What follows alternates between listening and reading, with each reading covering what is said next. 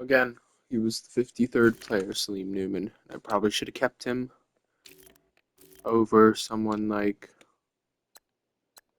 Sherrod Curlew. I don't know why I want to keep on calling him Curlew, but there's not much I can do about it.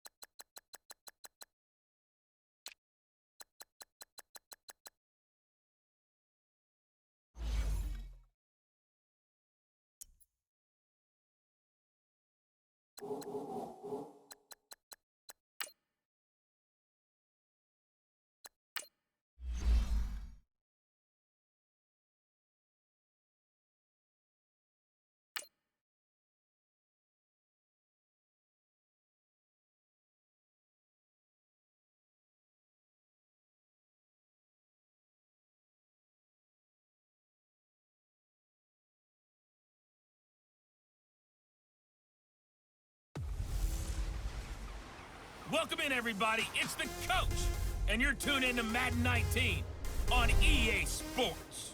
We're just about set to get started, and this ought to be a good one between the Pittsburgh Steelers and the Houston Texans. I'll be back with you again with scores around the league at halftime, but kickoff right around the corner.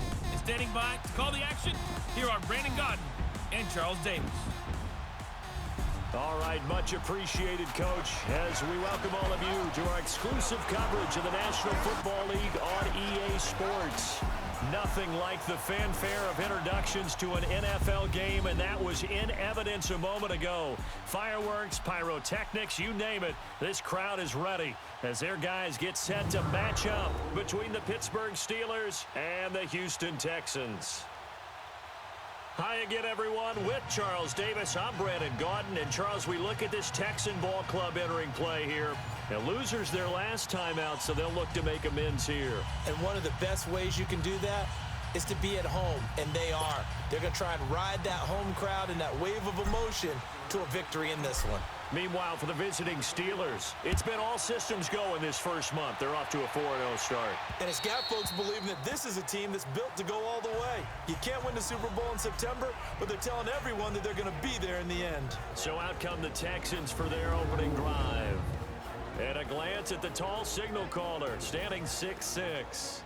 And I liked what his head coach told us about him this week, that no matter what happens, whether he throws 7 interceptions or 7 touchdown passes, he's the same assertive leader in the huddle on each and every play. He can throw the 7 interceptions, just blame the football, blame anything else, and still carry himself like he is the man. It's like you, assertive in our production meetings. Well, especially when we're talking about ordering dinner. And a big loss here as he's taken down. And so much for that great field position to start the game. Now they're way behind the sticks. Can't wait to see what their second down call is going to look like now.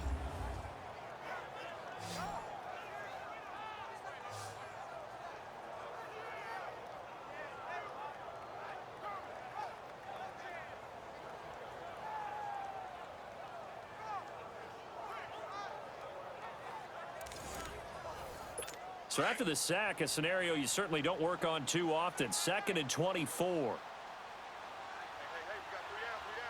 Now let's go. 3-19. And they'll try the ground game here with the running back. And he'll get this one up to about his 14. They get 2 yards back, but they're going to need a lot more than that here on 3rd down. And the big boys up front in the trenches. What do you think of the O-line, Charles? I love them because this is a group that's so cohesive. They know what the man next to them is going to do at all times, and they operate as a terrific unit.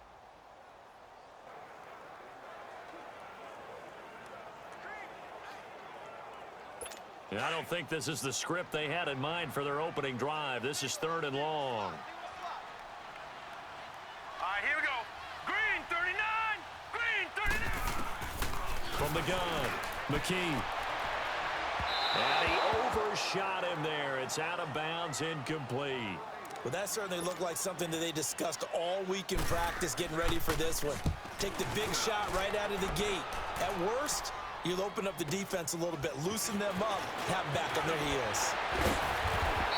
That'll go as a 42-yard punt, but a net of 32. They had a 10-yard return. And this offense will take over right at the midfield stripe with a 1st and 10. So the Steelers now in great shape to begin their initial possession. And leading them, Charles, their quarterback, their field general. What I enjoyed this week is that you asked to talk to his offensive center before the game and find out a little bit more about him and what the relationship is. And that was a pretty positive story, wasn't it? Yeah, and really what I took away from that is just how it has permeated throughout the entire offensive line, the relationship they've had. It's really a group that's in sync. They care about him. That's the thing. They really care. And when you care that... And right away, he lost the football.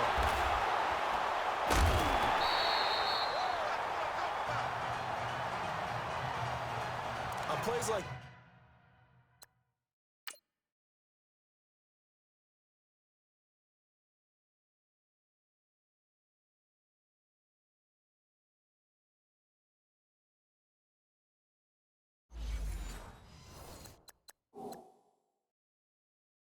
this when the ball comes free, it's often unusual for the team that lost it to get it. Hey, I guess it was a fumble then. I don't know how that was fumble and not an incomplete pass. I mean, Well, he challenged the play. it literally went off his helmet. And that means he lost a timeout in that challenge. And as a coach, you hate that. Don't know if you took the advice of the player, you threw it yourself, but it didn't go your way. At the end of the day, it all comes back to the head coach. He has the final determination on whether to actually challenge the play or not. In this case, it didn't pay off for him. And that's got to be so heartbreaking. You throw that flag, you probably feel really confident, and then all of a sudden, boom, you lose the challenge. Yeah, when you take a look at it, you're throwing that flag because you believe you're going to be right. And when it comes back the other way, you have to regroup. Now throwing on 3rd down there, but he cannot connect. They went with a dime look on defense. 2 extra defensive backs on the field and covered up essentially every blade of grass. That allowed them to disrupt the play. Now a shotgun snap as they'll look to throw. He's going to launch this thing way downfield. Got a man, it's caught at the 6-yard line. And he takes it down deep into enemy territory. Wow, 1st and goal, and defensively all they can do is shake their heads. Not only did they allow the conversion, but a big play as well. A first opportunity for the Steelers in the red zone. They've got a 1st and goal just inside the 5. Got his man, it's caught for a Steelers touchdown. As his guys are in for 6, and the Steelers have taken a first-quarter lead. One of the keys to their long winning streak has been scoring first. An ideal drive right there, getting the first 6 points of the ball game. Do you go back to our meeting with the offensive coordinator? Remember what he told us? Absolutely. With some teams, I script to probe in the early part of the game. Other teams, I script to attack. They've been in attack mode for these ball games and continue that in this one. A good hold in these wet conditions. The point after is up and good. And that makes the score 7-0. Elliott now to kick this one away. And they will not get a chance to return this one as it's through the end zone for a touchback. And now out comes Houston, and hoping to do better than they did their last possession when they punted the football. Appeal to the vanity of your offensive line. Tell them that they control your fate. Leverage guys. Win the line of scrimmage. If you do that, you start to win first down. You win second down. And guess what? You start accumulating first downs. And that's what they need in order to not punt the ball again. Now the first play of the drive there is incomplete. Now a look at the defensive starters here for the Steelers. They were terrific last week in the win over the Rams. The best defenses I know, they draw lines in the sand and say, you're not going to cross that. For most of them, it's 100 yards of total offense. They didn't quite accomplish that, but still a pretty darn good game last week. Just over 100 yards of total offense given up. Line of scrimmage, again the 25, 2nd and 10.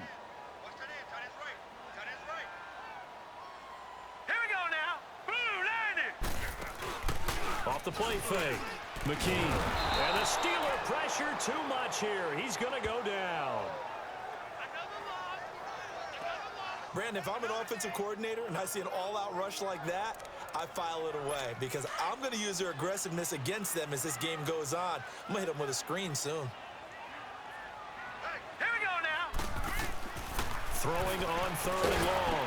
McKee. Hey, right on cue. They set up the screen and complete it. And he'll be a couple yards shy of the 20 at the 18. Well contained there defensively. The screen gets only a yard, and it's 4th.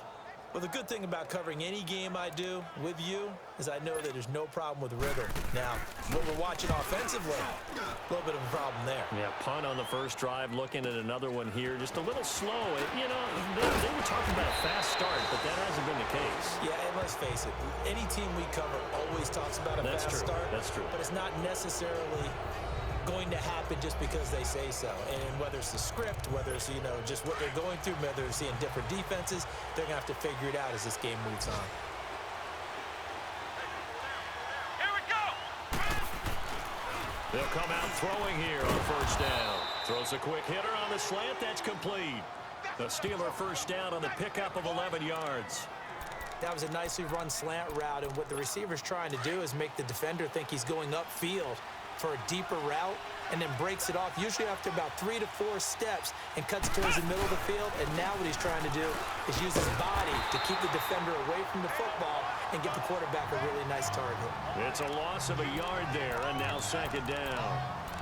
I know the scouting report on him is that he doesn't possess the eye discipline to be an elite linebacker, and what that means is his ability to read, react, and make a play. But on that one, he looked like one of those guys. And all the way inside the 15 before they drop him. Good yardage as he rumbles for 24 and a first. But that's how you get right up off of the mat, because on the last play, they stoned him in the backfield and dropped him for a loss. But he's the type of guy that scared me a little bit because he's not daunted. Just got right back up, showed some confidence, and picked up a first down with his very next run.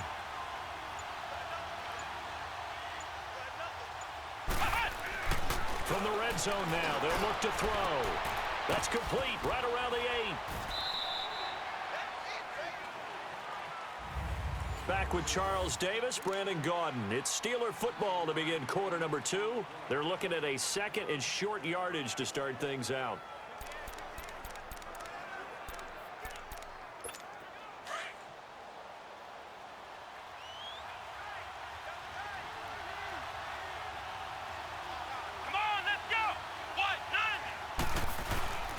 They'll give it to him right up the gut. And he's in. Touchdown, Pittsburgh. A great play there. His 5th touchdown now on the year.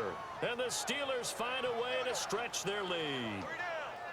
And nothing special there. They show they were going to run the football. They ran it. They got it in. Like old-time football, right? Hey, this is exactly what we're going to do. Straight-ahead power, and they got it done. Elliott good with a PAT, and it's now 14-0.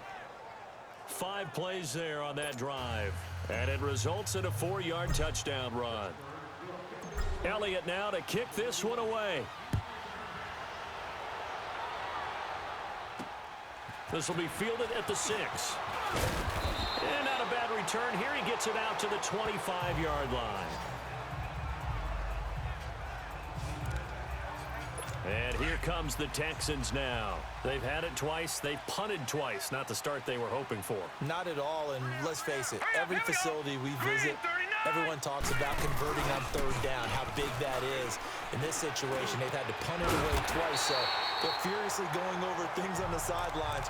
What do we need to do to pick up a first down and change our momentum? Well, right off the bat, it's a first down to start the drive, 12 yards. All right, here we go. Green 39, green 39. They'll run it now out of the gun. And nothing doing. He's immediately taken down at the line of scrimmage. Officially no gain on the play, and it's second down. Doubling this guy has to be a priority before moving up to the next level because the big fella, he just ate that one alive, just stuffed it. In fact, before the game, he was talking to us, and he's like, hey, these pants make me look fat. And we said, nah, man, you're just a whole lot of guy. He is at well over 300 pounds. He's a big man. 18 yards on his first catch of the game. It's a first down. When this offense can get their tight ends involved, they can move the football. Here, a nice route, able to look it in, and picks up the first down. Back to throw. McKee throwing for his running back, and he's got him complete. And he'll go down shy of the 40 at the 41. Give him 3 on the play, and it'll make it second down.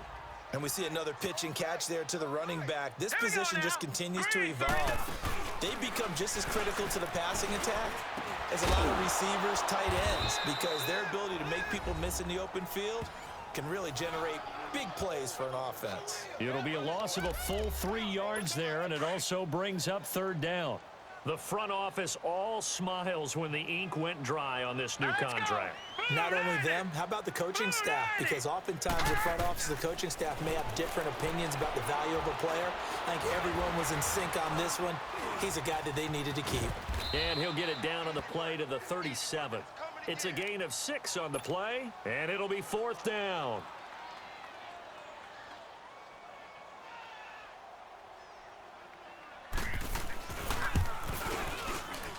And that one's not going to get there. Not enough juice, an ambitious effort, but it's well short. And this score will stay right where it is.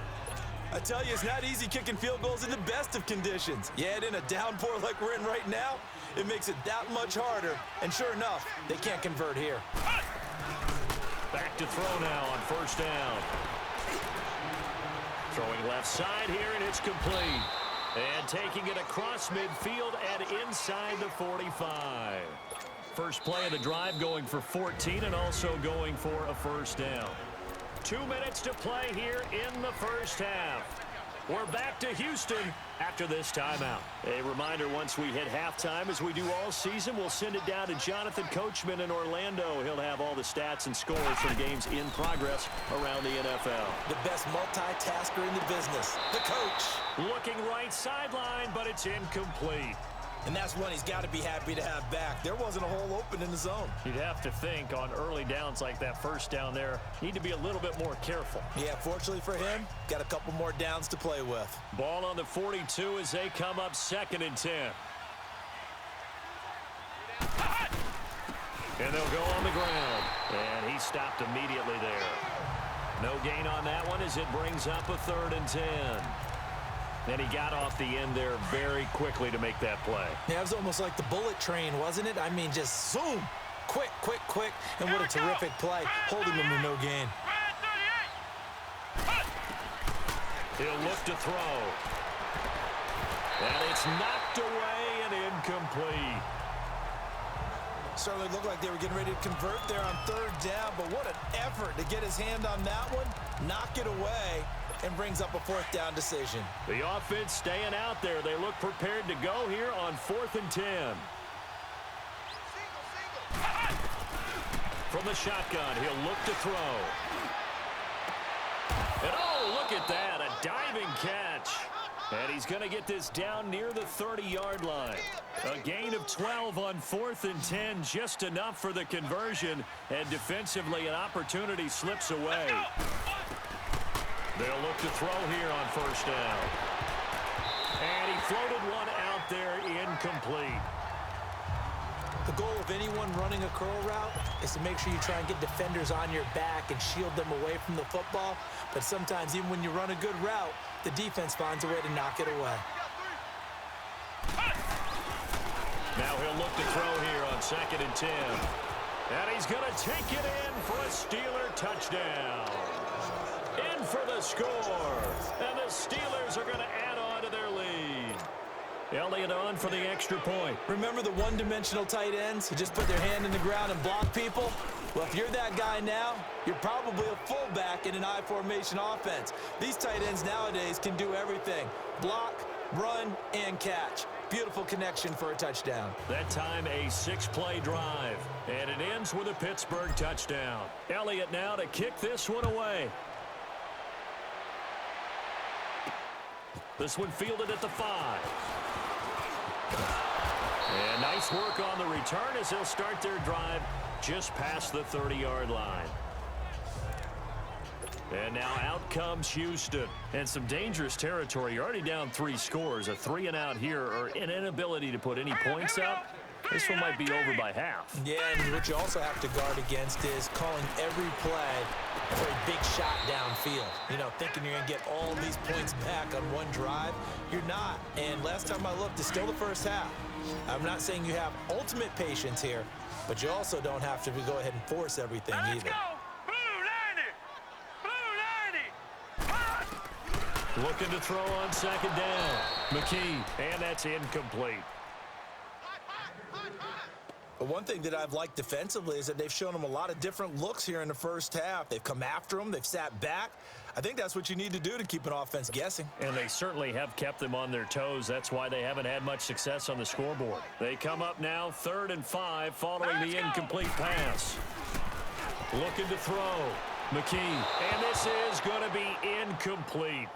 Well, it's looking like another 3-and-out here, and at some point, got to be able to put together a drive to keep your defense from having to go right back out on the field. I feel like things are starting to unravel a little bit, and we're not even at halftime. And he uncorks a beauty. Best of the day. And problems spreading to the punt team now. This one goes all the way into the end zone on the fly, so that'll come back to the 20. Getting set to go again as we look at the back, heading onto the field again. He's been good. His guys are winning. So far, the recipe working here in the second quarter. And he doesn't like to just tote the rock. He wants to carry his team on his back, and that's what he's done throughout this game. Yeah, he's done that. He'll be hoping to continue that trend. Here we go. White 90. White 90. They'll set up a throw. Throwing over the middle, and it's incomplete. When you see passes knocked down by those guys I call the frustrated fullbacks, the linebackers, you know that in their zone coverage, they were able to drop, see the ball thrown, and react to it very quickly. And 2nd and 10, he'll look to throw again. Oh, he's got a man wide open, complete. And he's got it past the 30 before he's hit and dropped. From the 32 now, here's 1st and 10.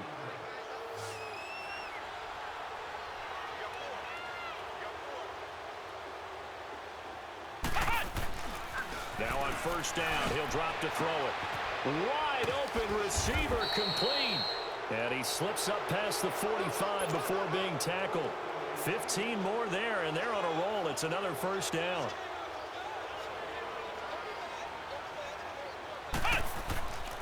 They'll look to throw now on 1st down. He'll find his man on the comeback route, complete. And with just 4 seconds left in this first half, a timeout call.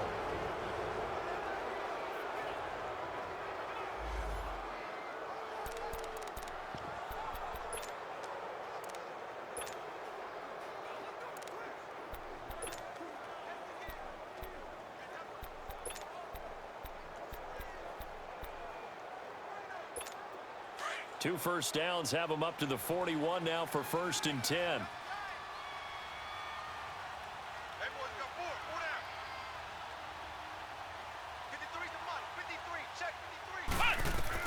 They'll throw now on the final play. He's going to float this one deep right side. And incomplete on the deep ball. So we've reached halftime here with the visiting Steelers out in front. As we send you on over to Orlando for Jonathan Coachman in our EA Sports Halftime Report. Take it away, Coach. Okay, Brandon, thank you very much. More from you two in just a bit. But first, let's get everybody caught up with what's going on around the NFL here in Week 5. We'll begin our trip around the NFL with an interesting one right off the bat. And it's the Bengals who are out in front as those two head towards the break. The Bengals trying to finish that one off and claim victory. We'll stay in the AFC South as we head one state over to check on the Indianapolis Colts at home at Lucas Oil Stadium. And for the moment, they trail the visiting Saints in that one. The Saints seem to be on their way to what would be a good victory.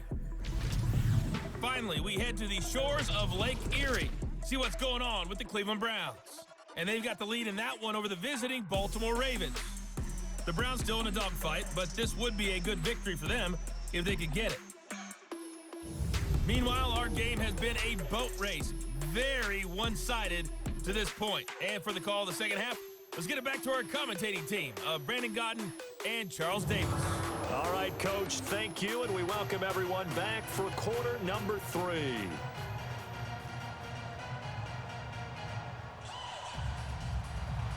Forecast calling for more of the same. The rain set to continue as we are underway in the second half.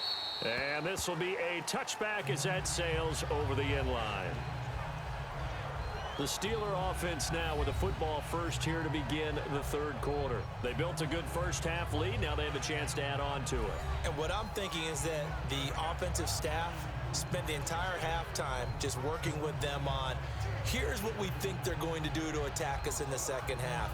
Nice first half that we've had, guys, but be prepared for some change-ups. We're going to see them when we kick it off in the second half. See how they handle any adjustments that might be made defensively.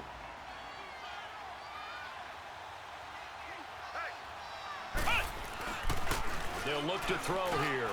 Quick throw that's complete on the inside slant. The 40. And he takes it all the way down to the 32. A big play that time for Pittsburgh. 43 yards. Well, partner, I'm not sure how this drive's going to end, but how about the way they flip field position there? A nice attacking play. They pick